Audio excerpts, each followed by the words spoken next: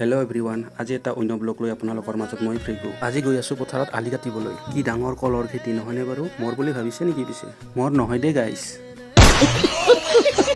Finally আহি পালোঁ গাইছ খেতি পথাৰত আলি কাটিবলৈ ফাদাৰৰ লগত। এনেকৈ আমাৰ মিছন ষ্টাৰ্ট কৰি দিলোঁ দেই। মোৰ কিন্তু খেতি পথাৰত কাম কৰাৰ অভ্যাস নাই। অভ্যাস নাথাকিলে কি হ'ব? মানুহে নোৱাৰা কাম কি আছে বাৰু? এনেকৈ ঘামি জামি অৱস্থা নাই আৰু। গৰমৰ পৰা পৰিত্ৰাণ পাবলৈ কাষতে থকা নিজৰা এটাত পানী খাবলৈ আহিলোঁ। অ' মাই গড, কি ঠাণ্ডা পানী!